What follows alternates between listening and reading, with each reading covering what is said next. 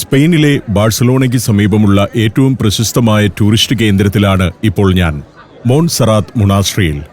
മോൺസെറാത്ത് മലനിരകളിലെ അതിമനോഹരമായ ഒരു പ്രദേശം. പശ്ചാത്തലത്തിൽ റോക്ക് ഫോർമേഷനുകൾ.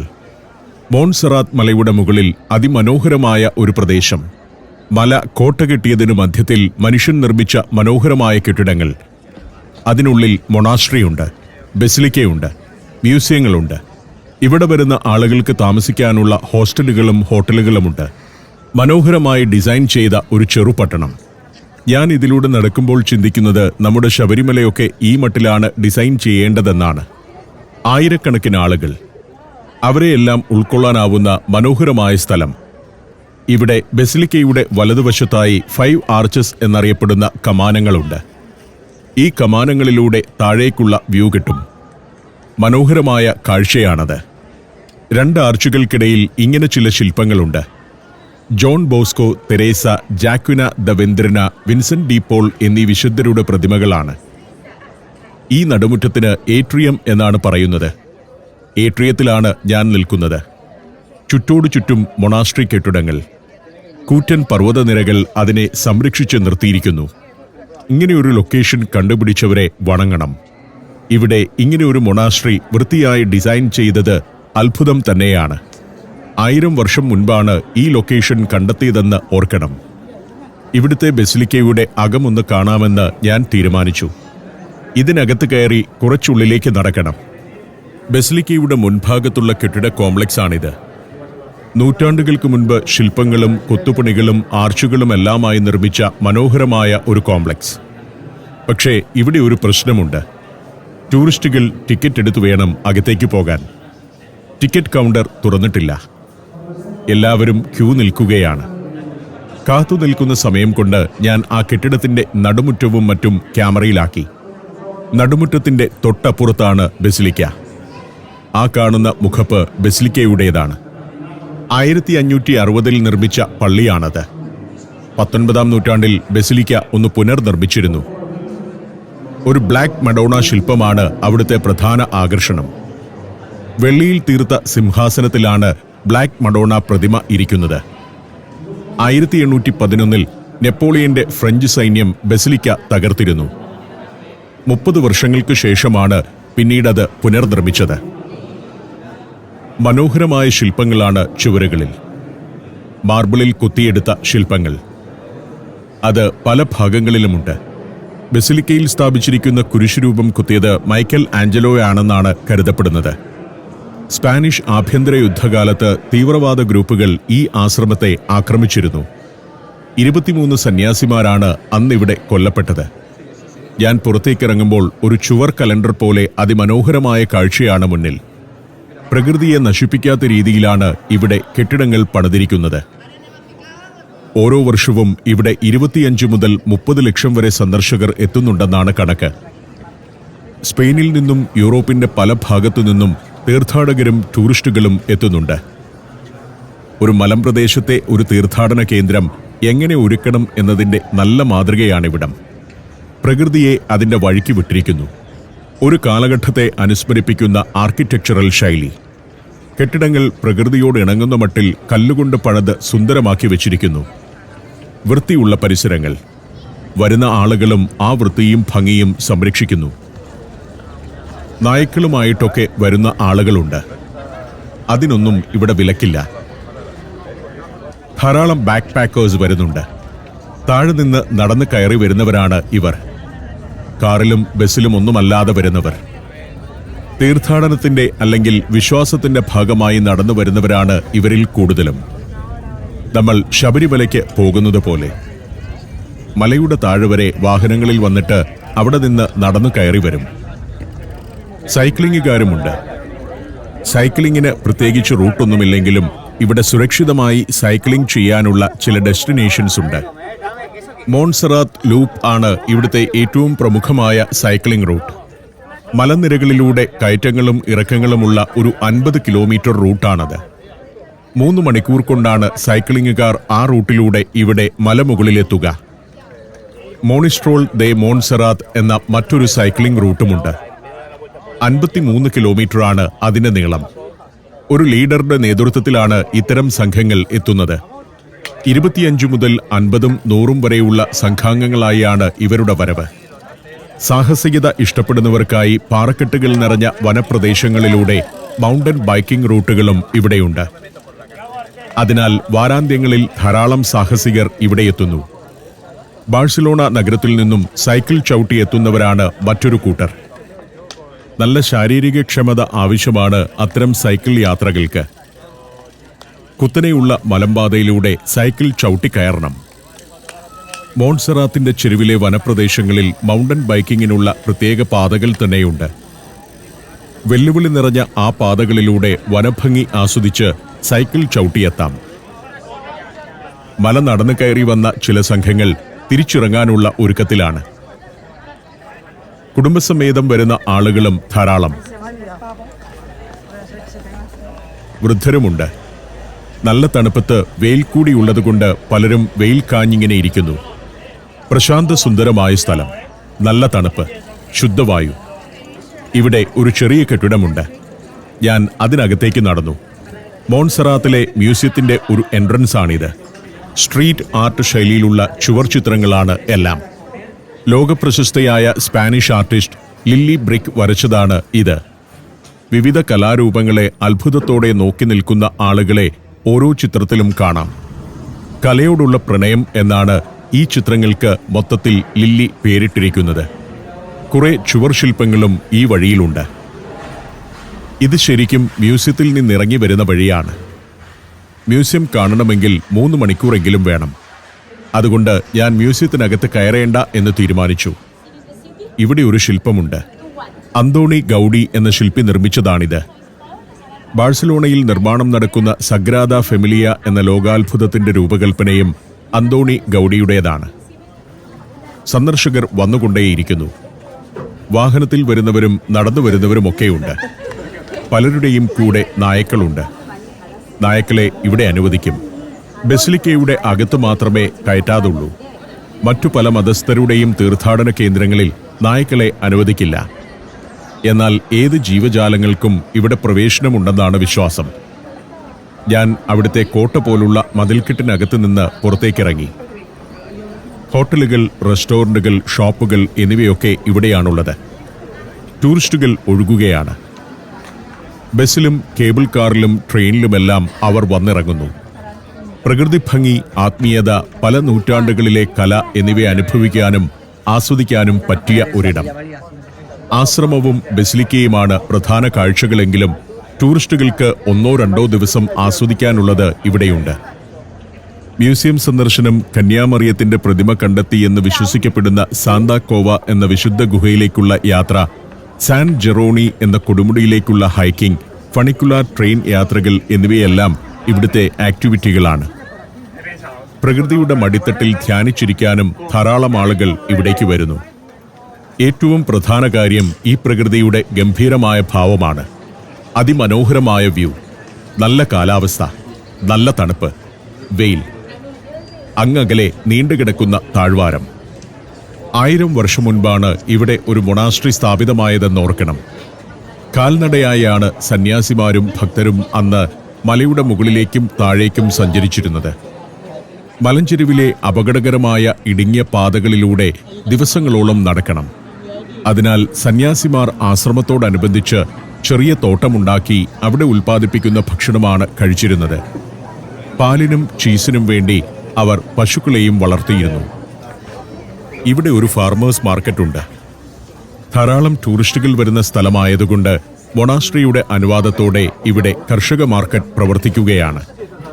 കർഷകർ വീടുകളിൽ ഉൽപ്പാദിപ്പിക്കുന്ന സാധനങ്ങൾ അവർ നേരിട്ടാണ് ഇവിടെ കൊണ്ടുവന്ന് വിൽക്കുന്നത്. പ്രധാനമായും ചീസാണ്. പലതരം ചീസുകൾ, പിന്നെ കേക്കുകൾ, വീട്ടിൽ ഉണ്ടാക്കുന്ന പലതരം നാടൻ പലഹാരങ്ങൾ, ചോക്ലേറ്റ്, ഇങ്ങനെ പല സാധനങ്ങളുണ്ട്. പക്ഷേ ഏറ്റവും കൂടുതലുള്ളത് ചീസ് തന്നെ. അതിൻ്റെ സാമ്പിൾ എല്ലാവർക്കും കൊടുക്കുന്നുമുണ്ട്. ഇത് പലതരം കേക്കാണ്. ഡ്രൈ ഫ്രൂട്ട്സ് ഒക്കെ ഇട്ട കേക്ക്. അപ്പുറം ഇരിക്കുന്നതാകട്ടെ പലതരം ചീസുകളും.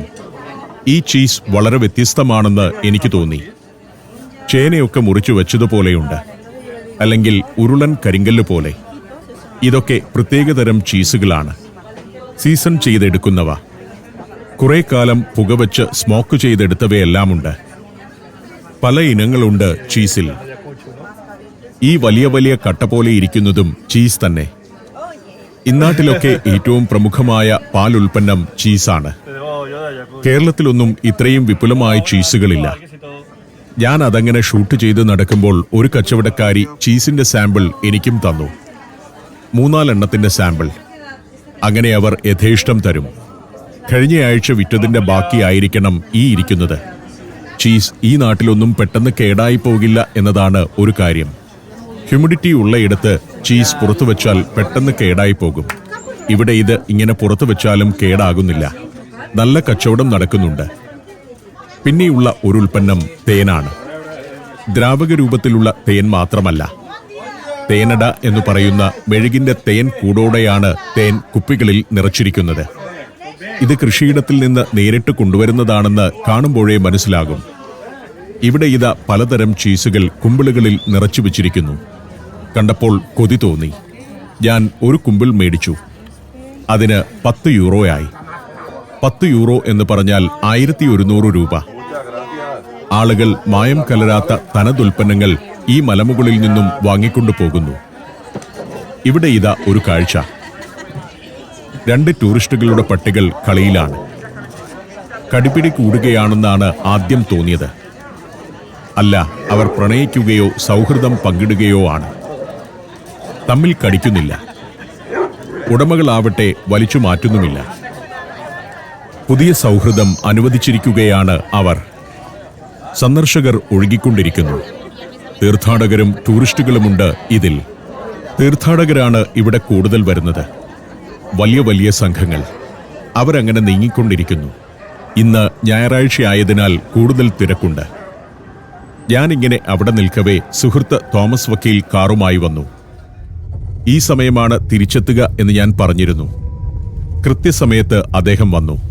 Vietnam, France, Belgium, Netherlands, Mexico, Greece. സഞ്ചാരം വോളിയം നമ്പർ 18. ഫുൾ HDയിലുള്ള ഈ അപൂർവ ദൃശ്യയാത്രാ വിവരണ ശേഖരം സ്വന്തമാക്കാൻ സഞ്ചാരം എന്ന് SMS ചെയ്യൂ. ഫോൺ 9995 444 222. പോകുമ്പോൾ ഇങ്ങോട്ട് വന്നപ്പോൾ കണ്ടതിന്റെ 10 ഇരട്ടി കാറുകളുണ്ട് ഇവിടെ. പ്രത്യേകിച്ച് ഒരു പാർക്കിംഗ് ഏരിയയില്ല.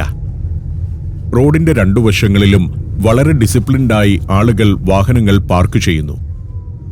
ഈ പ്രകൃതിയുടെ സൗന്ദര്യമാണ് ഏറ്റവും ആകർഷകം. ഇവിടെ ഒരു 3-4 ദിവസം വന്ന് താമസിക്കാൻ എനിക്ക് കൊതി തോന്നുന്നുണ്ട്. അത്ര മനോഹരമായ പ്രകൃതിയാണ്. മൊണാസ്ട്രിയോട് അനുബന്ധമായി ഹോട്ടലുകളുണ്ട്. അവിടെ മുറി ബുക്ക് ചെയ്ത് ഇനി എപ്പോഴെങ്കിലും വരുമ്പോൾ മോൺസെറാത്തിൽ 2 ദിവസം താമസിക്കണം. ധ്യാന നിമഗ്നനായി വായനയും ചിന്തകളുമായി താമസിക്കാം. മനോഹരമായ സ്ഥലമാണ്. സന്ദർശക ബഹളം ഇല്ലാത്ത സ്ഥലങ്ങളും ഇവിടെയുണ്ട്. കിലോമീറ്ററുകളോളം ഇങ്ങനെ കാറുകൾ നിരന്നു കിടക്കുന്നതാണ് കാഴ്ച. മലകൾ ആകാശം മുട്ടെ ഉയർന്നു നിൽക്കുന്നു. ചുണ്ണാമ്പ് പാറകളാണ്. ചിലപ്പോഴൊക്കെ പാറകൾ അടർന്നു വീഴാറുണ്ട്. അതുകൊണ്ടാണ് അവിടെയൊക്കെ നെറ്റിട്ടിരിക്കുന്നത്. പലയിടത്തു വച്ചും നമുക്ക് താഴ്വാര കാഴ്ചകൾ കിട്ടും. ആയിരക്കണക്കിന് കാറുകൾ പാർക്ക് ചെയ്തിട്ടുണ്ടെങ്കിലും ബ്ലോക്ക് ഒന്നുമില്ല. അത് അച്ചടക്കത്തോടെ പാർക്ക് ചെയ്തിരിക്കുന്നു. പോലീസോ സെക്യൂരിറ്റിയോ ഒന്നും നിയന്ത്രിക്കുന്നില്ല. ആളുകൾ സ്വയം ഡിസിപ്ലിൻ പാലിച്ച് കാറുകൾ ഒതുക്കിയിടുന്നു. ഇവിടെ ടോൾ കൊടുക്കണം. വണ്ടി പാർക്ക് ചെയ്തതിന്റെ ഫീസുണ്ട്. വഴിയരികിലാണ് പാർക്ക് ചെയ്യുന്നതെങ്കിലും ഫീസ് കൊടുക്കണം. ഈ കിടക്കുന്ന കാറുകൾ മൊണാസ്ട്രിയുടെ സമീപത്തേക്ക് പോകാൻ കാത്തുകിടക്കുന്നവയാണ്. പാർക്ക് ചെയ്തിരിക്കുന്നവയല്ല. ക്യൂ നിൽക്കുന്ന കാറുകൾ. അകത്തേക്കുള്ള പെർമിറ്റ് കിട്ടാൻ. അത് എല്ലാവർക്കും കിട്ടുമോ എന്ന് സംശയമാണ്. സൺഡേ കൂടി ആയതുകൊണ്ട് നല്ല തിരക്കുണ്ട്. ഞാൻ മലമുകളിൽ 2 മണിക്കൂറേ ചെലവഴിച്ചിട്ടുള്ളൂ. സാധാരണഗതിയിൽ ഒരു ദിവസത്തേക്കുള്ള കാഴ്ചകളുണ്ട്. ഫണിക്കുലർ ട്രാമുണ്ട്. അതിൽ കയറി ഒരു ഗ്രോട്ടോയിലേക്ക് പോകാം. 1000 വർഷം മുൻപ് അവിടെ നിന്നാണ് കന്യാമറിയത്തിന്റെ പ്രതിമ ലഭിച്ചതെന്ന് ആളുകൾ വിശ്വസിക്കുന്നു. അവിടെ കന്യാമറിയം പ്രത്യക്ഷപ്പെട്ടു എന്നൊരു വിശ്വാസവുമുണ്ട്. പണ്ട് ഞാൻ വന്നപ്പോൾ അവിടെ പോയതാണ്. ഇന്ന് വീണ്ടും ഒന്നുകൂടി പോകുന്നില്ലെന്നേയുള്ളൂ. മോൺസെറാത്ത് മൊണാസ്ട്രി അതിന്റെ 1000-ാം വാർഷികം ആഘോഷിച്ചത് 2025-ലാണ്. അതിന്റെ ഭാഗമായി നിരവധി നവീകരണങ്ങൾ അവിടെ നടന്നിരുന്നു. ആത്മീയ കേന്ദ്രം എന്നതിലുപരി ഒരു പിൽഗ്രിം ടൂറിസം സെന്ററായി മോൺസെറാത്തിനെ മാറ്റുക എന്ന ലക്ഷ്യത്തോടെയുള്ളതായിരുന്നു നവീകരണങ്ങൾ. അതിന്റെ ഭാഗമായി മൊണാസ്ട്രിയോട് ചേർന്നുള്ള മ്യൂസിയം വിപുലമാക്കി. അവിടെ കൂടുതൽ കലാസൃഷ്ടികൾ എത്തിച്ചു.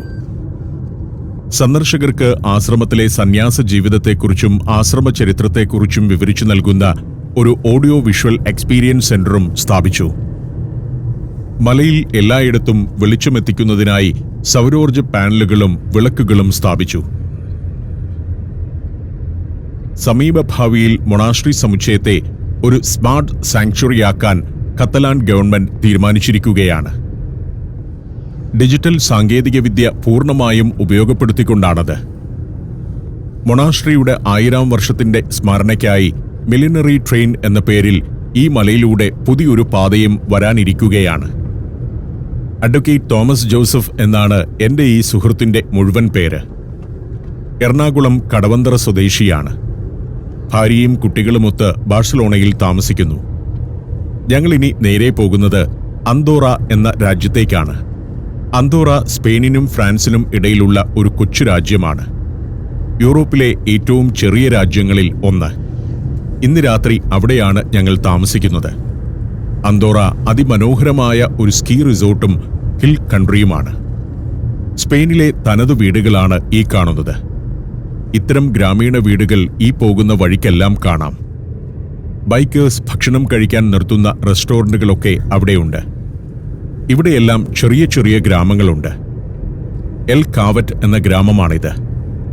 പർവ്വത താഴ്വാരത്തെ ഒരു ചെറിയ ജനവാസ പ്രദേശമാണ്. സാൻ സാൽവദോർ ദെ ഗാർഡിയോള എന്ന മുനിസിപ്പാലിറ്റിയിലാണ് എൽ കാവറ്റ് ഗ്രാമം.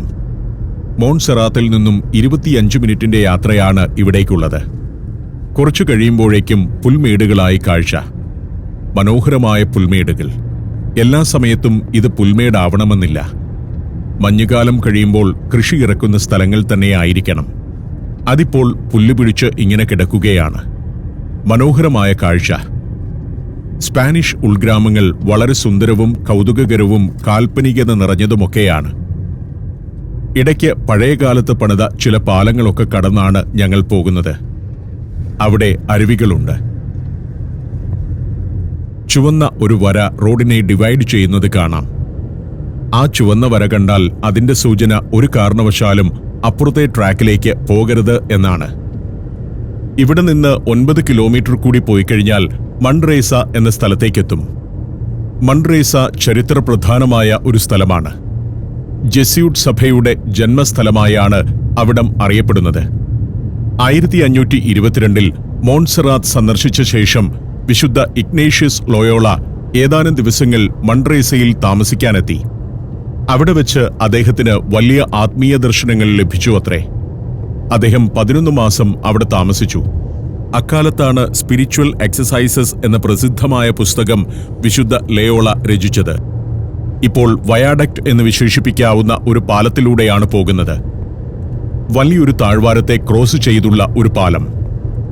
അത് പിന്നിട്ട് ഹൈവേയിലേക്ക് കയറുന്നു. യൂറോപ്യൻ ഹൈവേയിലേക്ക്. കലാഫ് എന്ന പട്ടണമാണ് ഇപ്പോൾ അകലെ കാണുന്നത്. കുന്നിൻ ചെരുവിലെ പട്ടണം. ഏതാണ്ട് 1000 വർഷം മുൻപ് പണിത ഒരു കോട്ടയുണ്ട് കലാഫിൽ. നൂറ്റാണ്ടുകളായി നടന്നുവരുന്ന ആഴ്ചച്ചന്തയുടെ പേരിലും കലാഫ് പ്രശസ്തമാണ്. കലാഫ് പിന്നിടുമ്പോൾ ധാരാളം ഗോഡൌണുകൾ കാണാം. ഇതെല്ലാം കാർഷിക കേന്ദ്രങ്ങളാണ്.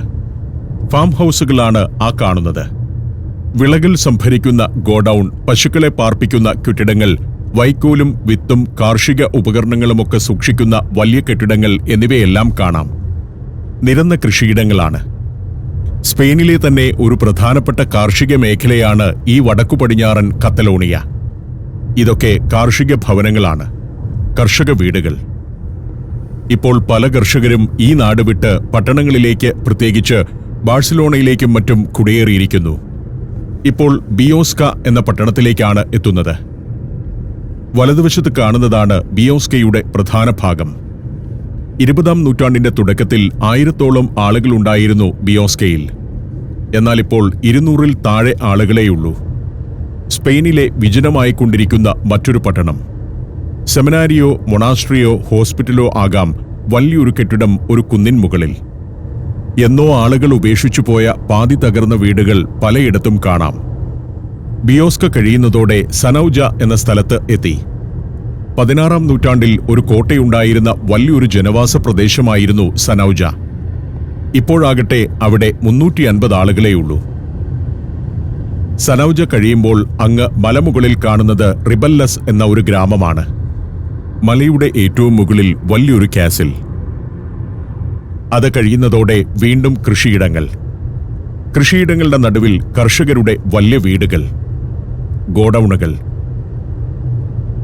വീണ്ടും മറ്റൊരു പട്ടണത്തിലേക്കെത്തുന്നു. വിലനോവ ദെ അഗ്വാഡ എന്ന പട്ടണമാണത്. മധ്യകാലത്തെ പ്രമുഖമായ ഒരു വാണിജ്യ പട്ടണമായിരുന്നു വിലനോവ ദെ അഗ്വാഡ. കൃഷിയിടങ്ങളുടെ കാഴ്ചയിലൂടെ ഞങ്ങൾ അന്തോറയിലേക്ക് യാത്ര തുടർന്നു.